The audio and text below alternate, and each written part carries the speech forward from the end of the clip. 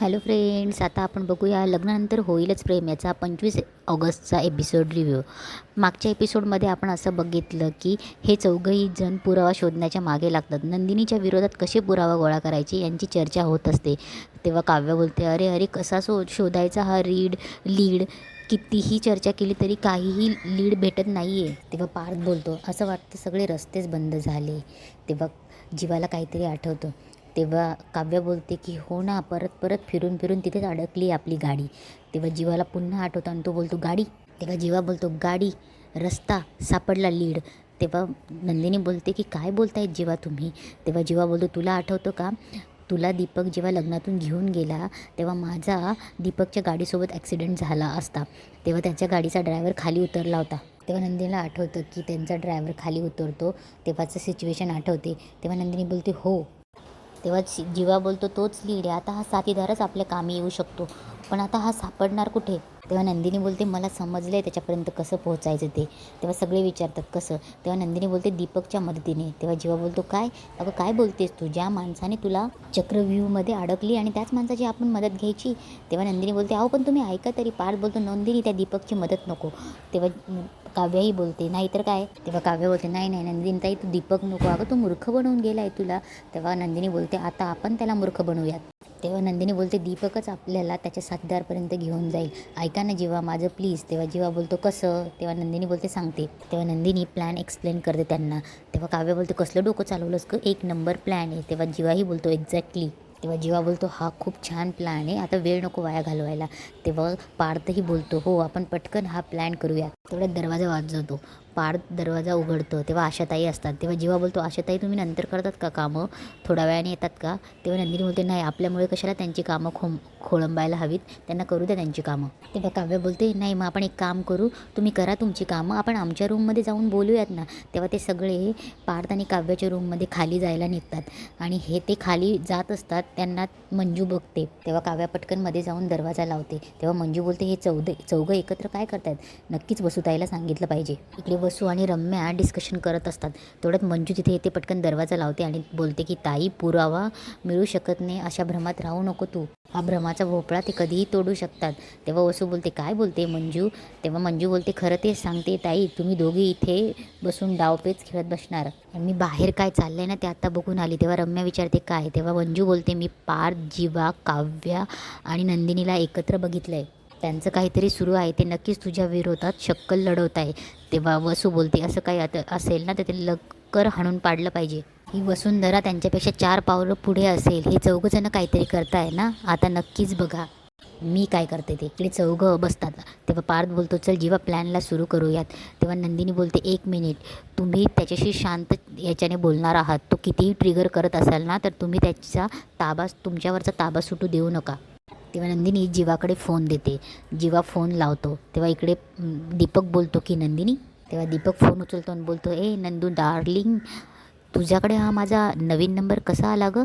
तेव्हा जीवा थोडासा चिडणार, तेव्हा नंदिनी त्याला पटकन शांत करते. तेव्हा दीपक बोलतो ओ तू मला खूप मिस करत होतीस ना, एक्झॅक्टली कुठून मिळाला तुला माझा हा नंबर. तेव्हा जीवा पटकन बोलतो का, शॉक बसला तुला. तेव्हा दीपक बोलतो ए कोण आहेस तू. तेव्हा जीवा बोलतो ज्याने तुला फोडून काढला होता ना तोच आहे मी जीवा. तेव्हा जीवा बोलतो का मार विसरलास माझा. तेव्हा दीपक बोलतो हसायला लागतो आणि बोलतो मार जाऊ दे रे, तुमच्या घरात येऊन तुम्ही कोणीही मला हात न लावता जो तुमच्यावर मी वार केला आहे. तेव्हा दीपक हसतो आणि बोलतो अरे ऐक ना, अजून परत काही साक्ष द्यायची असेल ना तर मला सांग, बंदा हाजीर आहे. जीवा बोलतो अरे तू कशाला, तुझा काही उपयोग नाही आहे, कारण तुझ्यापेक्षा आता खूप मोठा पुरावा घेऊन येणार आहे मी. तेव्हा दीपक बोलतो अरे माझ्यापेक्षा मोठा पुरावा कोणीच नाही तुमच्याकडे, कारण मीच आता एक आहे, मी एक्का, आणि आता माझाही तुमच्यासाठी काही उपयोग नाही आहे. आता मी येऊन घरी खरी कबुली जरी दिली ना तरी घरातल्यांचा कोणावरच त्यावर विश्वास बसणार नाही. आणि नंदिनीवर विश्वास ठेवायला तुम्हाला कोणताही खरा पुरावा मिळणार नाही. तेव्हा जीवा बोलतो कधी कधी एखादा एक्काही बिनकामाचा ठरतो आणि कधी कधी एखादा जोकरसुद्धा गेम जिंकवून घेतो. तेव्हा दीपक बोलतो जोकर. तेव्हा जीवा बोलतो मला सांग, तू काय एकट्यानेच नंदिनीला किडनॅप केलं होतंस, तुझ्याबरोबर होता ना तुझा तो ड्रायव्हर साथीदार तो जोकर. तेव्हा जीवा बोलतो काय रे, बोलती बंद झाली. तेव्हा दीपक बोलतो कोण साथीदार, तो ड्रायव्हर, तो माझा काही साथीदार नव्हता, नुसता एक यार पैसे देऊन मदतीला बोलवलेलं होतं त्याला फक्त. तेव्हा जीवा बोलतो असू दे ना भाई, त्या गरजूला फक्त एकदाच थोडी ना गरज पडणार. आता मी त्या गरजूला शोधणार, त्याची मदत घेणार, त्याला बोलतं करणार आणि तुला फक्त बेल नाही आयुष्यभरची जेल होईल. तेव्हा दीपक बोलतो जा रे, तुम्ही कुठून शोधणार त्याला. तेव्हा जीवा बोलतो तू त्याचं टेन्शन घेऊ नकोस, जशी तुझी गल्ली शोधून तुला फोडून काढलं होतं ना, तसं त्यालाही शोधून काढू आम्ही. अरे आत्ता नाही का, तुझा हा नवीन नंबर आम्ही मिळवला. एक मिनिट, काय बोलावं ते सुचत नाही का? नीट लक्ष देऊन ऐक, तुला शेवटची वॉर्निंग देण्यासाठी आम्ही हा फोन केला. शेवटचे काही दिवस नीट सुखाने जगून घे आणि हो, खडी फोडायची प्रॅक्टिस मात्र करून घे, कारण लवकरच तुला आणि तुझ्या वसुंधरा मॅडमला लवकरच खडी फोडायला पाठवणार आहेत आम्ही. तेव्हा दीपक फोन ठेवतो आणि बोलतो की खरंच त्या साथीदाराला शोधून काढतील का. इकडे काव्य बोलते तो काय घाबरला होता तो नालायक दीपक. अगं ताई, तुझा प्लॅन खरंच वर्कआउट होतोय असं वाटतंय मला. तेव्हा पार्थ बोलतो आता दीपक घाबरून त्याच्या साथीदाराला फोन करेल. तेव्हा नंदिनी बोलते आणि जीवा आता त्यांच्या इन्स्पेक्टर मित्राला फोन करतील. इकडे वसू बाहेर कान देऊन ऐकत असते आणि तो इन्स्पेक्टर मित्र दीपकचे लास्ट कॉल काढतील आणि त्या साथीदाराचा ॲड्रेस ट्रेस करतील. तेव्हा जीवा बोलतो आणि एकदा का त्या साथीदाराचा ॲड्रेस ट्रेस झाला मग आपण त्या साथीदाराला शोधायचं आणि त्याच्याकडनं सगळं काढून घ्यायचं. ऐकलं तर ठीक, नाही तर प्रेमाने त्याच्याकडनं काढून घ्यायचं. वसू आत्या हे ऐकत असते. जीवा बोलतो एकदा का तो आपल्या समोर आला तर आपल्याला वसू आत्याचा खरा चेहरा समोर आणता येईल. तेव्हा वसू बोलते हा प्लॅन आणि नंदिनीचा. दीपकने जर त्याच्या साथीदाराला फोन केला तर मी कायमची अडकून पडेल. नाही, काहीतरी करायला हवं मला. लगेच दीपकला फोन करून कळवलं पाहिजे की त्या साथीदाराला फोन करू नकोस. वसू मागे वळणार तेवढ्यात तिकडे कामवाली बाई फरशी पुसण्यासाठी बादली घेऊन आलेली असते आणि वसूला धक्का लागून वसूचा फोन त्या बादलीत पडतो. तेव्हा वसू जोरात चिडते, मूर्ख आहेस का गं, तुला कळत नाही. तेवढ्यात हे चौघं सावध होतात. तेव्हा वसू बोलते मूर्ख, तुला कळत नाही, फोन पडला ना माझा. तेवढ्यात हे चौघं बाहेर येतात वसू आत्या म्हणून. आणि मग तेव्हा नंदिनी बोलते आशाताई कशाला एवढे आरडाओरड चालली. तेव्हा आशा बोलते की अहो मी नाही. वसू आत्या दाराच्या बाहेर उभ्या होत्या. तेव्हा वसू घाबरते आणि त्यांचा धक्का लागला आणि त्यांचा फोन बादलीत पडला. तेव्हा काव्यास बघते आणि बोलते आशाताई, वसू आत्या आमच्या रूमच्या बाहेर उभ्या होत्या. तेव्हा आशा बोलते हो. तेव्हा वसू बोलते खोटं बोलते का. तेव्हा काव्य त्यांच्यावर सुटते, काय करत होता आत्याबाई तुम्ही आमच्या रूमच्या बाहेर काय करत होतात. तेव्हा वसू इकडे घाबरते. इकडे दीपक त्याचा बडबडत असतो की रिस्क घेण्यात काहीच पॉईंट नाही. दीपक हा सँडी कुठे मलाही माहीत नाही. हा सँडी जर जीवाच्या हाती लागला ना तर त्याचा माझा खेळ खल्लास. नाही, सँडीला फोन करायला हवा. आणि हाच सँडी जो नंदिनीच्या मैत्रिणीचा भाऊ असतो, त्याचं बाळ ॲडमिट असतं आणि तो हॉस्पिटलमध्ये देवाकडे प्रार्थना करत असतो की माझ्या बाळाला वाचव म्हणून. तेव्हा सँडी प्रार्थना करत असतो की पुढचे 24 तास माझ्या बाळासाठी खूप महत्त्वाचे आहेत. माझ्याकडनं काही चुकलं असेल तर मला माफ कर, पण माझ्या बाळाला वाचव म्हणून. तेवढ्यात सँडीला दीपकचा फोन येतो. सँडी फोन घेणार तेवढ्यात नर्स बोलते की सर हे हॉस्पिटल आहे, फोन सायलेंट करा. तेव्हा सँडी बोलतो सॉरी. तेव्हा दीपक सँडीला विचारत असतो तू कुठे आहे म्हणून. तेव्हा सँडी त्याला सांगत असतो की माझं बाळ ॲडमिट आहे, मी मुंबईला आहे. तेव्हा तो त्याला कुठे आहेस म्हणून विचारत असतो. तेव्हा सँडी सांगतो की मी इथेच आहे दादरला. तेव्हा दीपक बोलतो मग ऐक, इथून सरळ जा, गावची गाडी पकड आणि तडीपार हो इथून. तेव्हा सँडी बोलतो काय बोलतोयस तू, इथे माझं बाळ आजारी पेटीत ठेवलं आहे. तेव्हा दीपक बोलतो तुला पेटीत भरून पार्सल करायची वेळ आणू नकोस माझ्यावर. तेव्हा दीपक त्याला धमकी देतो, तू इथून तडीपार नाही झाला ना तर तुला बाबा म्हणायला तुझं बाळसुद्धा राहणार नाही, लक्षात ठेव. तेव्हा दीपक फोन ठेवतो. सँडीलाही कळत नाही की काय करावं. तेव्हा इकडे पार्थ विचारत असतो सांग ना आत्या काय करत होतीस तू आमच्या रूमच्या बाहेर.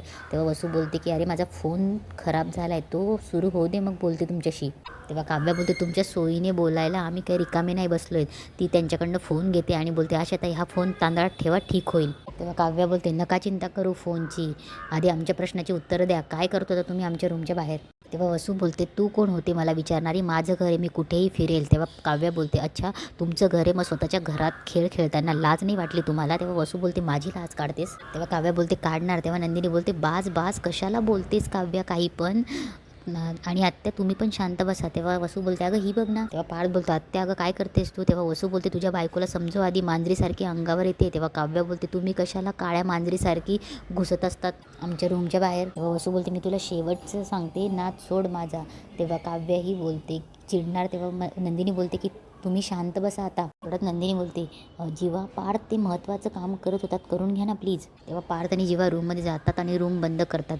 तेवढ्यात वसू जायला लागते. तेव्हा काव्य हात पकडते आणि बोलते आत्याबाई कुठे चालला, चोरी पकडली गेली म्हणून पळायला लागलात का, पण मी तुला सोडणार नाही. इकडे पार्थ जीवाला बोलतो एव्हा ना त्या दीपकने त्याच्या साथीदाराला फोन केला असेल, त्या मोरेला फोन करून बघ पटकन. तेव्हा जीवा त्या मोरेला त्याचा इन्स्पेक्टर मित्राला फोन करून सगळं समजवतो. इकडे सँडी टेन्शनमध्ये येतो. इकडे जीवाही फोनची वाट बघत असतो की त्याचा ॲड्रेस मिळवण्यासाठी. इकडे वसू आणि काव्या भांडत असतात. तेव्हा वसू बोलते, हात सोड माझा, माझ्यावर दादागिरी करणार आहेस का? तेव्हा काव्या बोलते, माझ्या रूमच्या बाहेर राहून ऐकणाऱ्यावर मी कशी दादागिरी करते ना, बघाच आता. तेव्हा नंदिनी बोलते, काव्या शांत हो, शब्दाने शब्द वाढतो.